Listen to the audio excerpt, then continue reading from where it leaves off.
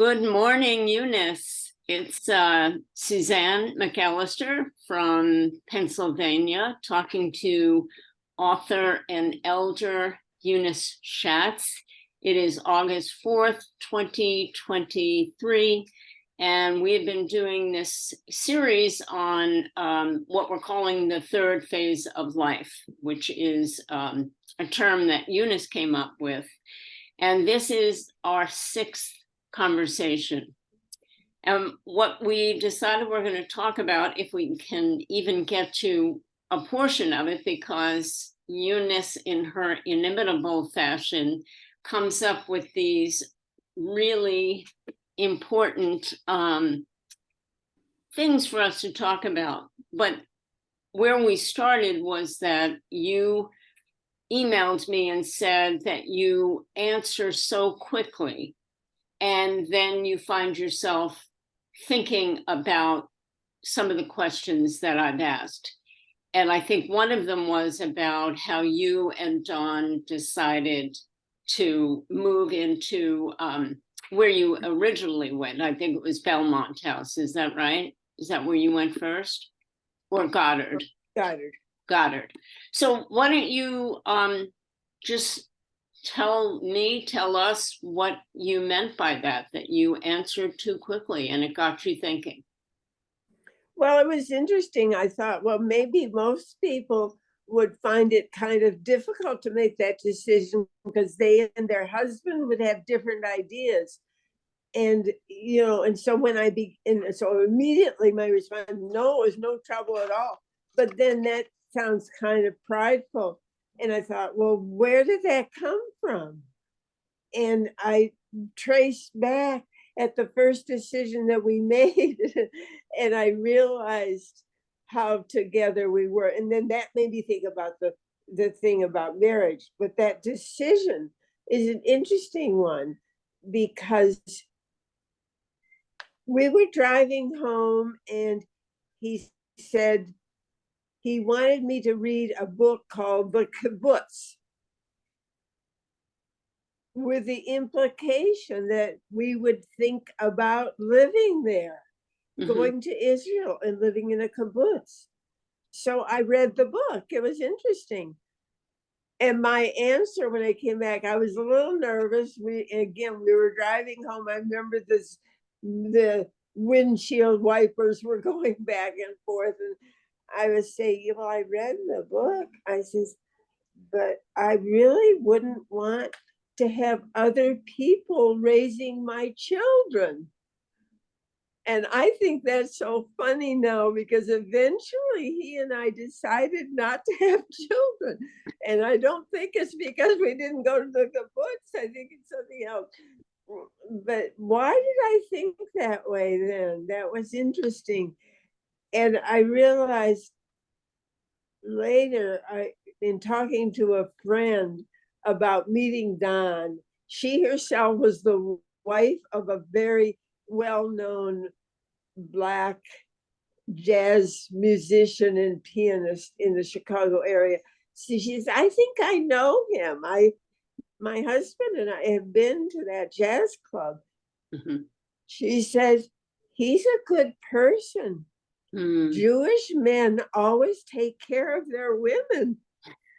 And so there I was. I thought, oh my gosh, that's a common kind of assumption.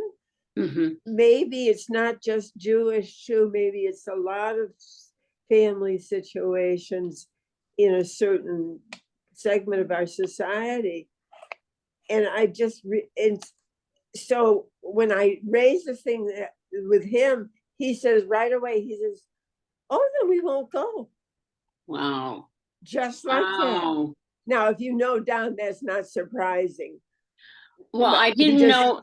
He and I were not making decisions together. So I didn't have that experience with him, but I trust what you're saying. I think that's pretty remarkable. I'm trying to think if I've ever had an experience with somebody who I was in that kind of relationship with where he might have said, oh, how about this? Which is you're talking about a life decision, going to a kibbutz. You read the book, you think, no, I don't think this is for me. And he says, okay, that's pretty extraordinary. Yeah, except you're forgetting the connection between perhaps this assumption that Jewish men take care of their women. And he'd had a job in a bank. He hated it. He's an artist. He's a poet. Mm-hmm. You know, and it wasn't easy for him to think about taking on what would be considered in that community an important responsibility. Mm-hmm. And I realized that my initiative, even in saying, no, I don't want that, and his agreeing with it, already a dynamic was setting up between us where he could trust that I wouldn't need him to, you know, do this typical thing. Money was never something that we worked for and everything. Right, right. Yeah. And the way that things, like, I love to drive. He would drive on the interstate because that's boring. I would drive in the snaky little roads that go here, there, and everywhere, and had a delightful time. And he loved it. He could just relax. It was things like that that began developing. So I'm really talking about how a marriage takes shape over time. And if you build it on assumptions, you know, maybe that's what we're fighting in our society right now. And I'm thinking about men when they think about retiring and everything. That's harder for them, isn't it? For women who have I think traditionally that has been the case. I think it's probably changing because so many women have careers now, but childcare, even though men are definitely much more involved than, say, when I was growing up, and I suspect when you were growing up, the women are still the ones that are having the children. They're the ones that are nursing the children. And I think it's obviously a broad generalization, but to say that at least some of the studies I've read about, that the women, even if they're working full time, still tend to have more of the responsibility for the household and the children.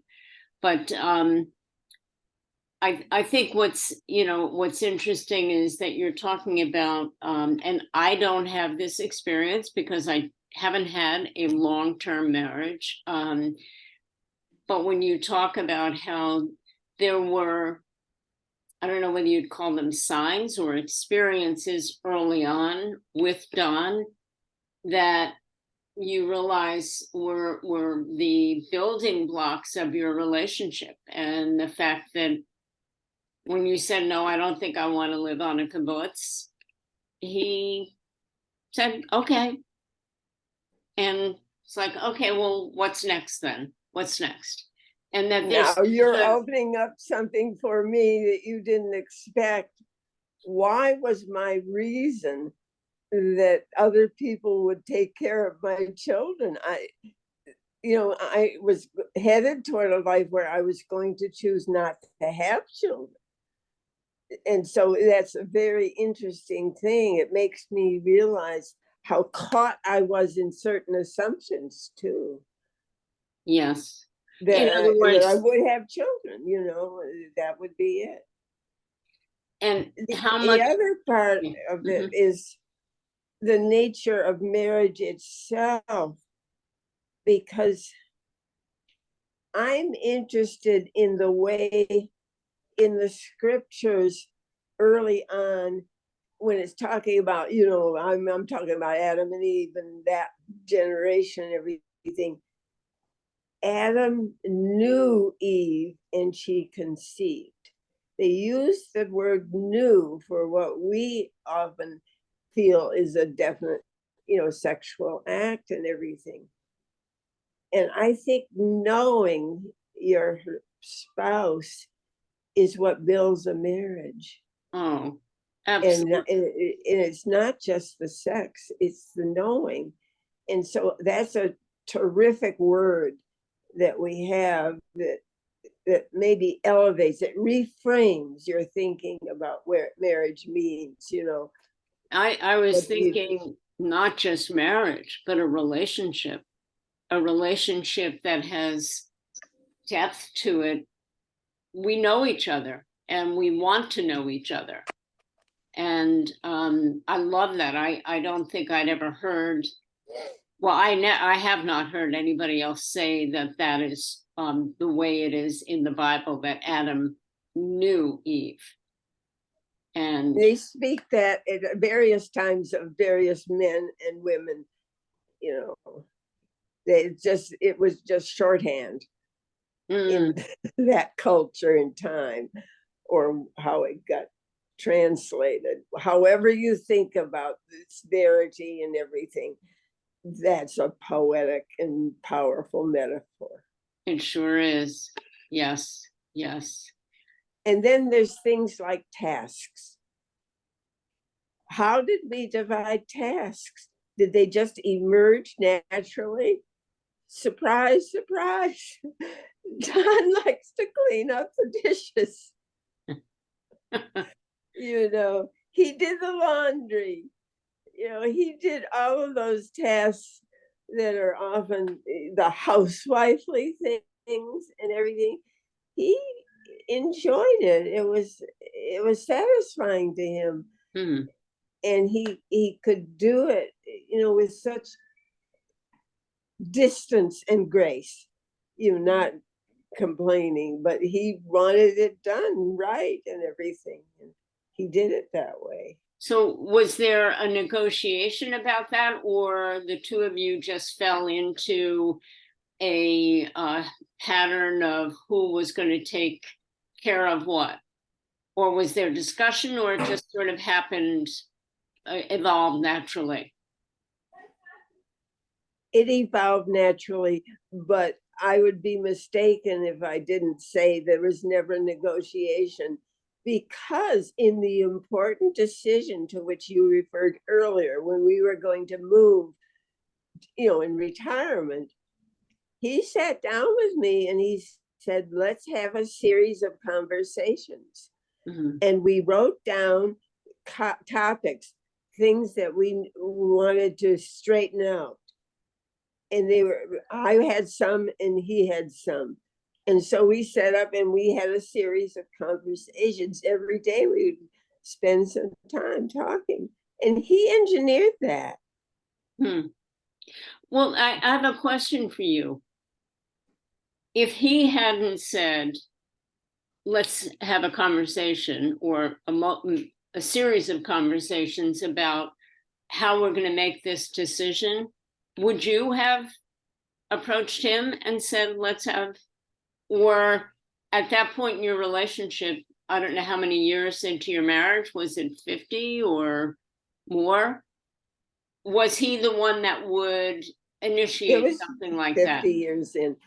No, that was a very special time, I think, when we realized that we were moving out of a familiar environment where my work was, and we worked together, remember? So we lived and worked in the same walls and everything. So things emerged with the schedule controlling our time and activity to a certain extent. And whenever he had free time, he was writing poetry. And I was probably at the sewing machine making a quilt or something. You know, it was harmonious. It's nice you bring that out. That's lovely. It makes me appreciate it just as I'm talking about it. Oh, yes, yes. But so he made that suggestion and you had these conversations, and that's how you decided on Goddard House. But you said, Eunice, one of the reasons you wanted to go back to this today was that you felt that you had answered very quickly when I asked the question about how you made the decision. And did you feel that you had left out that Don was the one that said, well, let's have these series of conversations. Is that what you wanted to make sure you said, or was there something else? No, it made me think all of these things over again from the start, like your questions often do. How did that evolve over time, starting with Adam knew Eve? Don got to know me. I was able to reveal myself, and he revealed himself slowly in different ways, because he's the kind of a guy who just shows it. Like, I mean, he'd come over and he'd just sit down and start playing his trumpet, to me, for me. I'd never had anybody do that before. There were so many surprises. His first statement at all to me ever was 2 years before anything, evolved. He said, there's something special about you. I'd like to know what it is. Well, that's a line that you don't forget. It's a lovely thing for somebody to say. Lovely. And especially if they're sincere and they really do want to get to know you. And he clearly did want to get to know you. And I was in trouble a few weeks later, and I didn't know who to talk to, because all the people around were a lot younger than me, and I felt foolish not being able to control certain things. And I thought, well, if Don is in the elevator, I'll ask him. So I got in the elevator. He was always in the elevator getting coffee for everybody. And it was empty. And I went down to the first floor. And when I pushed open the door to the outside, there he was. I headed right back into his chest. And he says, what's wrong? You look upset. And I told him I needed help. And he says, I will take care of you. Wow. And that's the day we went out for breakfast together. And he said, there's something here. That was his proposal. That was really his. No, he didn't know it and I didn't. But that is the closest he got to a proposal, because we just knew there was something here. It's kind of unusual. I don't expect all relationships to be that way, but I had quite a bit of therapy, so I was used to interpreting things at their depth. And he just instinctively goes to the heart of things.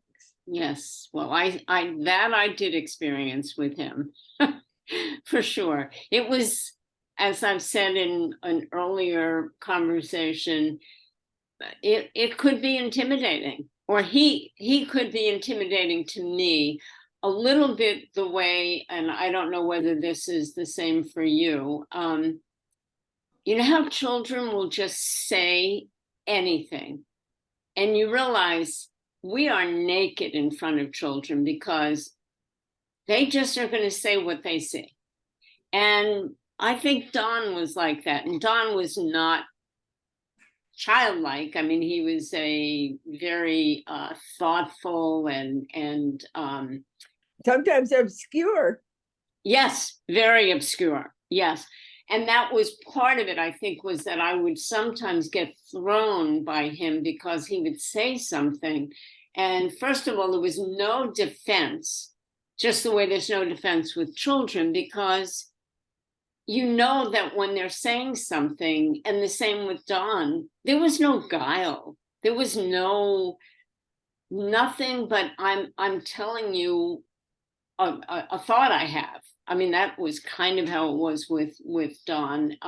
With children, they're just looking at you and they'll say something and you think, oh my gosh, they see right through.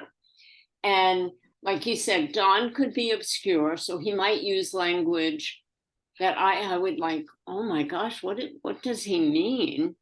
Even though I knew he had touched something, but I couldn't quite figure out what it was. It wasn't necessarily rational and logical, and that was the way my brain worked more often than not. So he came in a little bit like he's playing an instrument above what else is being played, and you know there's some relevance, but you're not quite sure what it is. But it would stay with me. But he was a little intimidating to me. Yeah, he Sure. was unforgettable, but you're raising something so basic and everything, because the client would turn to me. We'd be sitting around the table and Don would say something unusual, and the person would look at me and say, can you explain that? I said that more than once. I said And that so it was challenging for me. I loved it, his poetry is like that. Hmm. And so people don't know how to read it because the conjunctions don't occur in the right place. The grammatical structure is absent. Yes.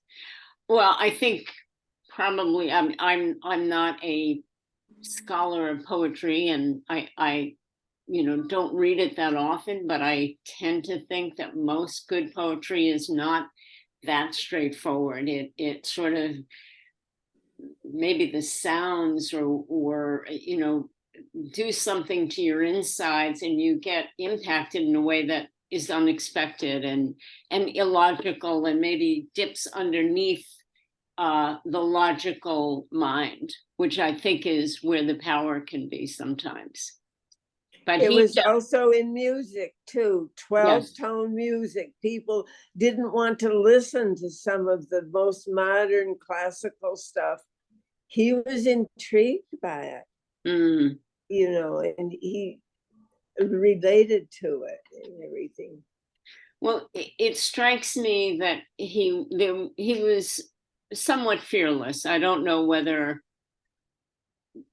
you obviously knew him way better than I did, but whether there was a fearlessness about his wanting to explore, whether it was music or poetry or another human being, where he would say something and I never got the feeling he was concerned about how what he said was going to impact me. Not that there was ever a feeling of his being cavalier or uncaring, but that there was a confidence maybe in terms of, I'm going to say this and it's going to land, and I don't quite know what the impact is going to be, but I think he trusted his instinct. Maybe that's a way of putting it.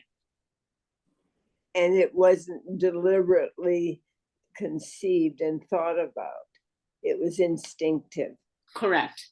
Yeah. And so he couldn't change it and he couldn't be false to himself. Yeah. What is it? There's a statement about one of the Nathaniel, one of the people that was one of Jesus' disciples, a man in whom there is no guile. Mm. And you use that term, no guile. Well, I think of it in terms of children, and as we've been talking about Don and what the experience was like with him, like I said, I don't think he was childlike, and yet in that aspect of maybe being instinctive, that's the word that you're using, which I think seems apt. Children are instinctive. They're not thinking about, well, what's the impact going to be on, my aunt if I tell her I don't like what she's wearing. I mean, they just, they're just going to tell you what they see. Maybe that's why children, when they were around, they would all instinctively climb into his lap. And I have a picture of him and this little girl, she's sucking her thumb and she's in his arms, just right there, so content. He's holding in his other hand a newspaper. He's reading a newspaper. Yeah. He's just, and I have other pictures of him reading to kids and they're clustered around him. He's just there, he's yes. It's no wonder, my marriage was such a gift. I'm unworthy of it. Did you say you were unworthy of it? Mm.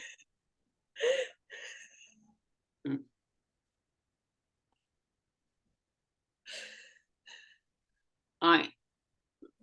I'm only sorry that you feel that you were unworthy, because my guess is that that's not accurate, but I understand that that's how you feel, or at least in part how you feel. I think it's emblematic of my relationship to God. Okay. We are not worthy of the least of your favors, but God pours it on us. Yes. And I'm thankful. Yes. Yes. Well, that seems like a good place for us to maybe put a period or end the paragraph, and for both of us to think about what that means, to be worthy of whatever love comes our way, whether it's with another human being, or as you just put it in the way you think about things, God's unconditional love for you, and how you can sometimes feel unworthy of that.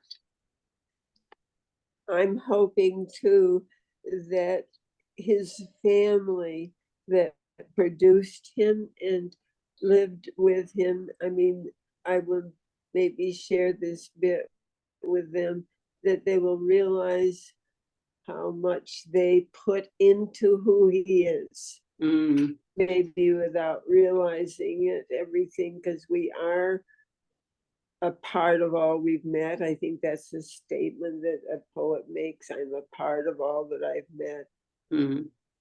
And I know that I contributed to him too, and made him, he's pretty big, but I made him bigger. Yeah, he was so soft and lovely. We joke because I had the Jewish nose. Mine is a sharp nose. And he was fleshy and puffy and dear and pink. Well, thank you for sharing those beautiful memories of your relationship. It's Thank you lovely. for pulling them out, and for me to appreciate again and offer. Yeah. Thank you, Eunice. Okay.